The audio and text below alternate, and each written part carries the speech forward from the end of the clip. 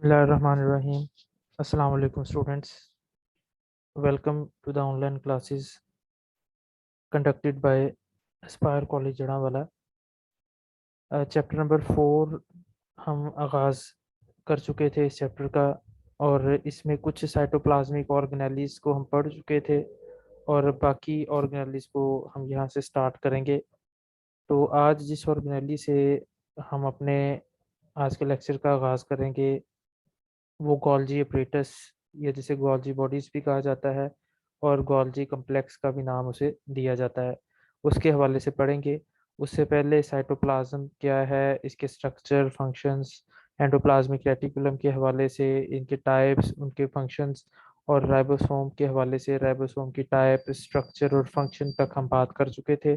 Now the lecture which are we are going to study, that is Golgi apparatus.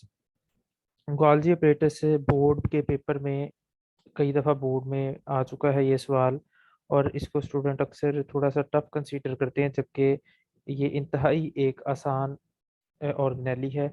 अगर हमें Golgi apparatus की समझ है तो हमें इसके साथ दूसरा ऑर्गेनेली जिसे कि लाइसोसोम कहते हैं उसकी भी समझ होगी, क्योंकि दोनों तकरीबन एक ही तरह से बनते हैं और एक ही तर्ज से दोनों की फॉर्मेशन होगी। तो हम यहाँ पे सबसे पहले बात करेंगे गोल्जी अपरेटस की। गोल्जी अपरेटस को, जैसा कि हमने कहा, गोल्जी कम्प्लेक्स भी कहते हैं और गोल्जी बॉडीज का भी नाम दिया जाता है। इसको सबसे पहले डिस्कवर जिस साइंटिस्ट ने किया, कैमिलियो गोल्जी ने 1898 में किया, उसी के नाम पर इसका नाम गोल्जी बॉडीज रखा। ये तमाम यूकैरियोट्स में पाया जाता है, लाइक एनिमल सेल है या प्लांट सेल है, या इसके बाद जो हम बात करें कि माइक्रो ऑर्गेनिज्म यूकैरियोट्स हैं उनमें पाया जाएगा। मसलन मगर यहाँ पे एक जो बात काबिल जिक्र है वो ये कि प्लांट के अंदर गोल्जी बॉडीज या गोल्जी अपरेटस का एक और नाम हम यूज़ करते हैं जिसे कहते हैं डिक्टायोसोम। प्लांट के लिए टर्म गोल्जी अपरेटस यूज़ नहीं की जाएगी, वहाँ के लिए जो स्पेसिफिक हम टर्म यूज़ करते हैं उसे डिक्टायोसोम कहते हैं। तो सबसे पहले गोल्जी अपरेटस के अगर स्ट्रक्चर की बात करें तो ये आपको नजर आएगा, ये स्ट्रक्चर जो कि एक थैलियां सी हैं, these are the flattened sac, ये लंबोदरी या चिपटी थैलियां हैं, इनको कहा जाता है सिस्टर्नल सैक्स। इन सैक्स की तादाद, इन थैलियों की तादाद वेरी करती है, तकरीबन 50 तक भी हो सकती है, 30 to 50 तक, depending upon the nature of the cell. ये थैलियां बनती जाती हैं एक तरफ से और दूसरी तरफ से ख़त्म होती जाती हैं, ये कंटिन्यूस प्रोसेस जारी रहता है। तो ये स्ट्रक्चर जिसमें कि ये सिस्टर्नल सैक्स मौजूद हैं, इनको कहा जाता है गोल्जी अपरेटस। और गोल्जी अपरेटस में एक तो सिस्टर्नल सैक्स हैं, उसके बाद ये वेजिकल्स हैं। दो तरह के वेजिकल होंगे, एक ये वाले वेजिकल जिन्हें हम सेक्रीटरी वेजिकल कहते हैं, दूसरे ये वेजिकल जिन्हें ट्रांसपोर्ट वेजिकल का नाम दिया जाता है। और तीसरी चीज़ इसके साथ यहाँ पे टिब्यूल्स होती हैं, इंटरकनेक्टेड टिब्यूल्स। तो ये तीनों चीज़ें मिलके यहाँ पे गोल्जी कम्प्लेक्स बनाएंगी। तो गोल्जी कम्प्लेक्स में तीन चीज़ें आएंगी: cisternal sac, vesicles and interconnected tubules. और ये वेजिकल्स भी दो तरह से होंगे, एक को हम कहते हैं सेक्रीटरी वेजिकल और दूसरे को कहते हैं ट्रांसपोर्ट वेजिकल।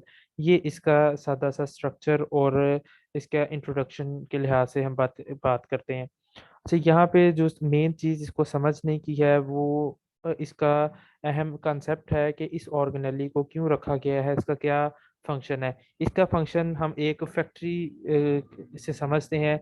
जैसे कि आप देखते हैं कि कोई फैक्ट्री होती है, वहाँ पे रॉ मटेरियल खामा लेके आया जाता है, और उस फैक्ट्री में वो रॉ मटेरियल मुख्तलिफ तरह की प्रोडक्ट में बनाया जाता है, उसको पैक किया जाता है, पैक करने के बाद उसे लोड किया जाता है मुख्तलिफ तरह की ट्रकों के ऊपर, और उस फैक्ट्री से बाहर निकाल दिया जाता है। फैक्ट्री से बाहर निकलने के बाद वो जो मैटर है, वो जो मटेरियल है, वो जो पैक्ड प्रोडक्ट्स हैं, वो उस शहर में भी जाती हैं, उस शहर से बाहर और उस मुल्क से बाहर भी जाती हैं। इसी तरह से बहुत सा रॉ मटेरियल इधर आता है। गोल्जी ऑपरेटर्स में गोल्जी ऑपरेटर्स उनको मुख्तलिफ तरह की प्रोडक्ट में कन्वर्ट करती हैं, और वो प्रोडक्ट फिर गोल्जी ऑपरेटर से निकल के सेल के अंदर या सेल से बाहर जहां भी उसकी ज़रूरत हो वहां भेज दी जाती हैं। तो यहाँ पे सब ये बात हम पढ़ेंगे कि कौन सी प्रोडक्ट्स आती हैं। यहाँ पे जो मेन रॉ मटेरियल कौन सा आता है, रॉ मटेरियल होता है मेनली प्रोटीन्स। वो प्रोटीन वो हैं जो कि रफ एंडोप्लाज्मिक रेटिकुलम से आ रही होती हैं। हमने पढ़ा था कि रफ एंडोप्लाज्मिक रेटिकुलम के ऊपर क्या मौजूद है, राइबोसोम्स। वहाँ से राइबोसोम्स जो प्रोटीन पैदा करते हैं वो प्रोटीन्स या तो प्योर प्रोटीन की फॉर्म में होती हैं या फिर वो मुख्तलिफ दूसरी सेक्रीशंस की फॉर्म में सेल से उस एंडोप्लाज्मिक रेटिकुलम से अलग होती हैं, और वो अलग होके एक वेसिकल में आती हैं। वो वेसिकल यहाँ से जुड़ते हैं, और यहाँ पे जुड़ने के बाद और दूसरी साइड से यहाँ से निकल आते हैं। तो ये जो इसके वेसिकल्स हैं जो यहाँ पे जुड़ रहे हैं वो ट्रांसपोर्ट वेसिकल हैं, और जो ये यहाँ से निकल रहे हैं उसको कहते हैं सेक्रीटरी वेसिकल, जिनके अंदर प्रोडक्ट मौजूद होती है। तो एक तरह के वेसिकल इसके साथ लगते हैं जिन्हें इनकमिंग वेसिकल कहते हैं। ये कहाँ से आ रहे हैं? These are coming from the endoplasmic reticulum. Smooth endoplasmic reticulum से भी आएंगे, रफ एंडोप्लाज्मिक रेटिकुलम से भी आएंगे। यहाँ पर आने के बाद इन गॉल्जी इन सिस्टर्नल सैक्स के अंदर मुख्तलिफ तरह के प्रोसेस होंगे, वो मुख्तलिफ प्रोडक्ट में बनेंगे। मसलन प्रोटीन एंटीबॉडीज में आ सकती है, एंजाइम्स की फॉर्म में आ सकती है, ग्लाइकोप्रोटीन की फॉर्म में आ सकती है, ग्लाइकोलिपिड्स की फॉर्म में आ सकती है। तो मुख्तलिफ तरह के प्रोडक्ट में वो बनेंगे, और फिर ये सेक्रीटरी वेजिकल के साथ इधर से अलग हो जाएंगे। ये वेजिकल सेल के अंदर या सेल के बाहर जहाँ भी इसकी ज़रूरत होगी वहाँ पे ट्रांसपोर्ट कर दिए जाएंगे। तो ये एक मेजर कंसेप्ट है, एक बेसिक कंसेप्ट है जो कि हम यहाँ पे पढ़ेंगे। अब इसको जो बुक में लिखी है चीज़ें उधर से अगर देखें इसी सारे कंसेप्ट को तो आपको क्लियर नजर आएगा। ये भी इसको समझाने के लिए बड़ी सादा सी डायग्राम है कि गोल्जी ऑपरेटर्स बेसिकली कहाँ से बनते हैं? एंडोप्लाज्मिक रेटिकुलम के साथ। ये एंडोप्लाज्मिक रेटिकुलम से मटेरियल उतर रहा है। जो एंडोप्लाज्मिक रेटिकुलम से वेजिकल उतर रहे हैं उन्हें हम कहते हैं ट्रांसपोर्ट वेजिकल। और वो उतर के क्या बना रहे हैं? आप देख रहे हैं कि ये गोल्जी ऑपरेटर्स की ये वाली साइड बना रहे हैं, और यहाँ पे फिर वो सारे प्रोसेस होते हैं। प्रोसेस प्रोडक्ट में बनने के बाद ये प्रोडक्ट यहाँ से जिन वेजिकल्स के अंदर निकलती है उनको कहा जाता है सेक्रीटरी वेजिकल। वो सेक्रीटरी वेजिकल सेल के अंदर भी ट्रांसपोर्ट होते हैं, और सेल से बाहर सेल मेम्ब्रेन से निकल के बाकी दूसरे हिस्सों तक भी ट्रांसपोर्ट होते हैं। तो ये सादा सा प्रोसेस है from endoplasmic reticulum to forming vesicle, from forming vesicle to Golgi apparatus to secretory vesicle, और secretory vesicle to other part of the cells. ये इसका बेसिक कंसेप्ट है। दूसरी बात यहाँ पे आप देखें, इस गोल्जी अपरेटस की दो साइड्स हैं। एक साइड ये वाली जो कि इट इज टुवर्ड्स या it is facing the endoplasmic reticulum. उस फेस को या उस इसकी साइड को जो एंडोप्लाज्मिक रेटिकुलम के सामने है उसको कहा जाता है फॉर्मिंग फेस। और दूसरी ये वाली साइड है, वो वाली साइड जो सेल मेम्ब्रेन के सामने है उसको कहा जाता है मैच्योरिंग फेस। ठीक है जी। Forming face is the face that is facing endoplasmic reticulum, और forming face is accepting transport vesicle. दूसरी तरफ है maturing face. Maturing face is the face that is facing, जो कि फेस कर रही है किसको? सेल मेम्ब्रेन को। और दूसरी बात कि मैच्योरिंग फेज से क्या चीज निकल रही है? सेक्रीटरी वेजिकल। तो ये सारी की सारी यहाँ पे कंसेप्ट आपके सामने मौजूद है इस डायग्राम से। तो अब इसको रिटर्न को भी अगर पढ़ें, structure it consist of stacks. Stacks का मतलब है ये जो इसके स्टैक हैं, कह लें कि पाइल्स हैं, इसका ढेर लगा हुआ है। Stack of flattened membrane bounded sacs called cisternae. ये चिपटे हुए, फ्लैटेंड मीन चिपटे हुए सैक्स हैं, थैलियां हैं, जिनको कहा जाता है cisternae. These cisternae together with associated vesicles, और इसके साथ वेजिकल्स हैं दो तरह के, सेक्रीटरी वेजिकल और forming vesicle, form Golgi complex. It is the complex system of interconnected tubules around the cisternal stacks.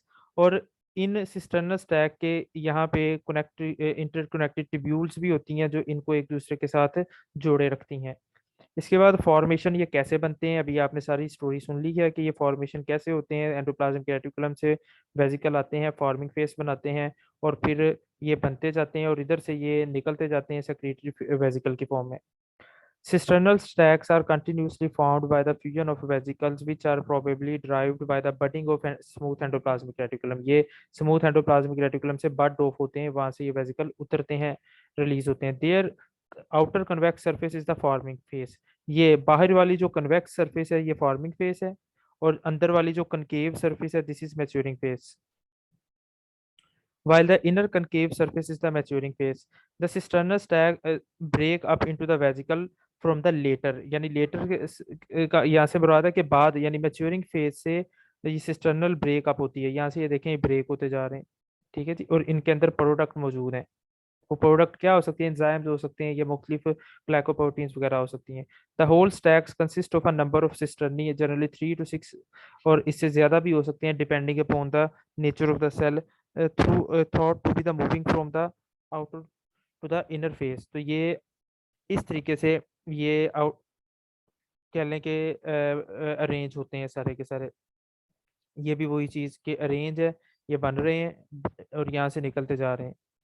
अब इनके यहाँ पे जो बात करेंगे वो फंक्शंस कि इसका फंक्शन क्या है। Cell secretions, Golgi complex is concern with the cell secretion. Secretions क्या है, सेक्रीशंस सेल के अंदर बनने वाली प्रोडक्ट है और सेल की प्रोडक्ट प्रोटीन्स हैं जो कि राइबोसोम में बनती हैं। वो कौन से राइबोसोम में बनती हैं, मेनली वो प्रोटीन जो कि smooth endoplasmic rough endoplasmic reticulum के राइबोसोम में बनती हैं। वो प्रोटीन यहाँ से उतर के इसके साथ जुड़ती हैं और फिर यहाँ पे पैक मुख्तलिफ प्रोडक्ट में कन्वर्ट होती हैं और फिर यहाँ से सेक्रेटरी वेसिकल से उतर जाती है। Golgi complex is concerned with the cell secretions. Secretions are the product formed on the ribosome and then passed to the outside through endoplasmic reticulum. कौन सा endoplasmic reticulum? Rough endoplasmic reticulum and Golgi apparatus. The secretions are converted into finished product and are packed inside the membrane before export. Export होने से पहले, cell के बाहर निकलने से पहले ये मेम्ब्रेन के अंदर पैक्ड होती हैं फिनिश प्रोडक्ट में। रॉ मटेरियल आता है और फिनिश प्रोडक्ट में वो कन्वर्ट हो जाता है। For example, in mammals, the pancreas secretes granule containing enzymes that help in digestion. The Golgi complex has a role in formation of these granules. के पेंक्रियाज के अंदर ऐसे जैसे छोटे छोटे ग्रैन्यूल्स बनते हैं, ये छोटे छोटे ग्रैन्यूल्स बनते हैं और इन ग्रैन्यूल्स के अंदर क्या चीज़ होती है, एंजाइम्स मौजूद होते हैं। और वो एंजाइम्स कहाँ पे बनते हैं, वो गोल्जी कम्प्लेक्स उन्हें बनाता है। दूसरा फंक्शन है ट्रांसपोर्टेशन। द प्रोटीन्स और enzyme which have to be transmit out of the cell pass through the Golgi apparatus। कि कोई भी प्रोटीन जो सेल से बाहर जानी होती है उसने सबसे पहले इधर से ट्रांसपोर्ट होना है, इसमें रॉ मटेरियल्स ने फिनिश प्रोडक्ट में कन्वर्ट होना है, वो फिर प्रोडक्ट सेल से बाहर निकलेगी in the form of secretary vesicle. जो तीसरा इसका फंक्शन है मॉडिफिकेशन ऑफ मॉलिक्यूल। मुख्तलिफ तरह के मॉलिक्यूल यहाँ पे मॉडिफाई किए जाएंगे। मसलन इसमें प्रोटीन के साथ कार्बोहाइड्रेट ऐड करके ग्लाइकोप्रोटीन बनाई जाएगी, ग्लाइकोलिपिड्स बनाए जाते हैं, यानी कॉन्जुगेटेड मॉलिक्यूल्स यहाँ पे बनते हैं। स्मॉलर पार्टिकल, कंडेंस पार्टिकल, ये कॉम्प्लिकेटेड मॉलिक्यूल्स में, या जिसे आप कॉन्जुगेटेड मॉलिक्यूल्स में कन्वर्ट होते हैं। तो ये सारे का सारा गोल्जी apparatus का फंक्शन है कि गोल्जी apparatus की फॉर्मेशन क्या है और उसका फंक्शन क्या है। फॉर्मेशन में हमने दो तरह से वेजिकल पढ़े। सेक्रेटरी फॉर्मिंग वेजिकल कहाँ से आते हैं, कहाँ लगते हैं। सेक्रेटरी वेजिकल किस जगह से ओरिजिनेट होते हैं और कहाँ जाते हैं। दूसरी बात, फॉर्मिंग फेस क्या है, it is facing to the endoplasmic reticulum. और सेक्रेटरी मैच्योरिंग फेस क्या है, it is facing the cell membrane. तो ये इसके बारे में एमसीक्यूज कंसेप्ट के जो हमें कंसेप्ट लेवल के या कंसेप्ट बेस है जो हमें याद करने होते हैं। इसके बाद नेक्स्ट जो ऑर्गेनिज्म ऑर्गेनेली है दैट इज पैरोक्सिसोम, इसको पढ़ेंगे। ये शॉर्ट क्वेश्चन में आता है पैरोक्सिसोम। पैरोक्सिसोम के हवाले से एक दो बातें बड़ी अहम भी है एमसीक्यूज में, इसकी डिस्कवरी और इसका साइज यहाँ पे आएगा। सेल के अंदर बहुत छोटे छोटे से राउंड वेजिकल लाइक स्ट्रक्चर होते हैं, उन्हें पैरोक्सिसोम कहते हैं, जो कि मुख्तलिफ तरह के अपने अंदर हाइड्रोलिटिक इंजाइम्स को कैरी किए होते हैं। डी ड्यूव एंड को वर्कर्स यानी इसके साथ काम करने वाले लोगों ने 1965 में 5 में आइसोलेट किए particles from the liver cells and other tissues. ये क्या करते हैं, which were enriched with the some oxidative enzyme, और इनके अंदर ऑक्सीडेटिव एंजाइम्स मौजूद थे, यानी ऐसे एंजाइम जो ऑक्सीडेशन करते हैं, जैसा कि peroxidase, catalase, glycolic acid oxidase and some other enzymes. ये एंजाइम्स इनके अंदर मौजूद थे इन पार्टिकल्स के अंदर। The name peroxisome was applied because the organelle is specifically involved in the formation and decomposition of hydrogen peroxide in cell. Cell के अंदर ये हाइड्रोजन पर ऑक्साइड बनाते हैं और इसकी डिकम्पोजिशन में इन्वॉल्व होते हैं, इसलिए इसको पर ऑक्सीसोम का नाम दिया गया है। These are single membrane enclosed cytoplasmic organelles found both in animal and plant cells। ये दोनों के अंदर मौजूद हैं। These are characteristics by the इनके अंदर हाइड्रोजन पर ऑक्साइड H2O2 मीन हाइड्रोजन पर ऑक्साइड प्रोड्यूस करने वाले ऑक्सीडेज और कैटालाइज एंजाइम मौजूद हैं।